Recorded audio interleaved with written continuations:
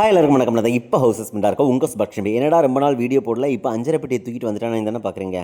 எதனால் ரொம்ப நாள் வீடியோ போடலங்கிற ரெண்டாவது சொல்கிறேன். ஃபஸ்ட்டு இந்த அஞ்சரை பெட்டியை பார்த்தோன்னே தெரிஞ்சிருக்கும் அவ்வளோ அழுக்கு. ஏன்னா வீட்டில் உள்ள எல்லா பாத்திரங்களையும் நான் டெய்லி வாஷ் பண்ணிடுவேன். இந்த அஞ்சரை பெட்டியை தொடரதே இல்லை.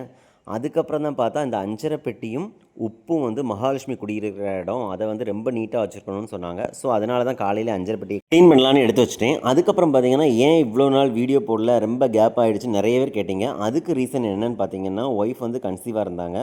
ஆமாம், நீங்கள் இப்போ சந்தோஷப்படுற மாதிரியே நாங்களும் ரொம்ப சந்தோஷப்பட்டோம். ஆனால் கடைசி என்ன ஆகிப்போச்சு அப்படின்னு பார்த்தீங்கன்னா, நாங்கள் வந்து ஸ்கேன் பண்ணாமல் கொஞ்ச நாள் வெயிட் பண்ணி பார்க்கலாம் அப்படிங்கிறது இருக்கவும், அது வந்து போய் ஸ்கேன் பண்ணி பார்க்கவும் எத்தோபிக் ப்ரெக்னன்சி அப்படின்னு சொல்லிட்டாங்க. எத்தோபிக் ப்ரெக்னன்சினால் நிறைய பேருக்கு தெரிஞ்சிருக்கும். ஆக்சுவலாக குழந்தை வந்து யூட்ரஸ்க்கு போகாமல் போகிற டியூப்லேயே தங்கிடுறது தான். ஆனால் இங்கே என்ன ஆகிப்போச்சுன்னா, டியூப்லேயும் தங்காமல் யூட்ரஸ்குள்ளேயும் தங்காமல் போகிற அந்த ஜங்ஷனில் மாட்டிக்கிச்சு. ஸோ அதனால் சின்னதாக ஒரு சர்ஜரி பண்ண வேண்டிய சுச்சுவேஷன் ஆகிப்போச்சு.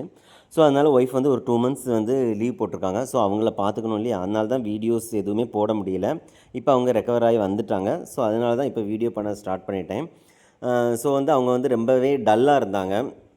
ஸோ அந்த டைமில் நான் வீடியோ எடுத்துகிட்டு இருந்தால் அது நல்லா இருக்காதுல்ல. ஸோ அந்த ஒரு ரீசனுக்காக தான் வீடியோ எடுக்கலை. அதுக்கு வந்து எல்லாருமே சொல்கிற ரீசன் என்னென்னு பார்த்தீங்கன்னா, நீங்கள் உங்கள் ஒய்ஃபை அவ்வளோ கேர் பண்ணி பார்த்துக்கிறத வீடியோவை போடுறதுனால தான் கண்டிஷ்டி பட்டிருக்கு அப்படிங்கிற மாதிரி நிறையவே சொல்கிறாங்க. ஸோ அது மேலே எனக்கு நம்பிக்கையே இல்லை.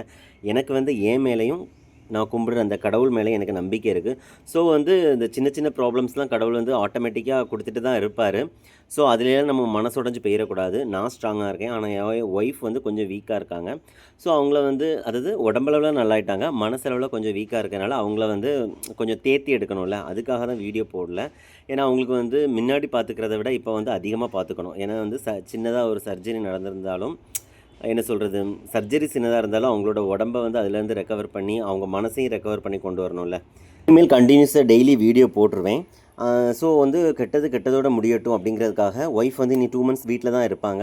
ஸோ அவங்க வந்து ரொம்ப ஹாப்பியாக இருக்கணுங்கிறதுக்காக சரி அப்படின்னு சொல்லி அவங்களுக்கு ஒரு கிஃப்ட் வாங்கலான்னு சொல்லி இன்ஸ்டாவில் நல்லா பார்க்கும்போது ஹென்னா சாகா இவங்களோட பேஜை பார்க்கும்போது கஸ்டமைஸில் நிறைய விஷயம் பண்ணி கொடுக்குறாங்க. ஸோ எனக்கு இந்த கிளாக் வந்து ரொம்ப ரொம்ப பிடிச்சிருந்துச்சு. இந்த கிளாக் வந்து நான் அவங்களுக்கு இந்த மாதிரி தான் எனக்கு வேணும் அப்படின்னு சொல்லி அவங்கள்ட்ட கேட்டேன். அவங்க சூப்பராக கஸ்டமைஸ் பண்ணி கொடுத்தாங்க. ஆக்சுவலாக என் ஒய்ஃபை பொறுத்தளவில் ஆஃபீஸ் போகிறதுனால எப்போவுமே வந்து டைம் பார்த்துட்டே இருப்பாங்க. அதுவும் இல்லை வீட்டில் இருக்கும்போதும் சரி டைம் பார்த்துக்கிட்டே இருப்பாங்க. அவங்க அடிக்கடி பார்க்குற விஷயம் டைமு. ஸோ அதனால் அவங்களுக்கு பிடிச்ச மாதிரி, அதாவது என்னோடய ஃபேஸும் அவங்க ஃபேஸும் சேர்ந்துருக்கிற மாதிரி ஒரு டைம் பார்த்தாங்கன்னா அப்படியே அவங்க கொஞ்சம் ரிலாக்ஸாக இருப்பாங்க, ரொம்ப ஹாப்பியாக இருப்பாங்க. அவங்க மூடை சேஞ்ச் பண்ணுங்கிறதுக்காக பழைய கிளாக்கை தூக்கி தூர போட்டுட்டு புதுசாக இந்த கிளாக்கை வாங்கி மாட்டிட்டேன். இந்த கிளாக் வாங்கும்போது அவங்க கூடவே எக்ஸ்ட்ரா 2 3 கிஃப்ட்லாம் கொடுத்துருந்தாங்க. சூப்பராக இருந்துச்சு. உங்களுக்கும் வேணால்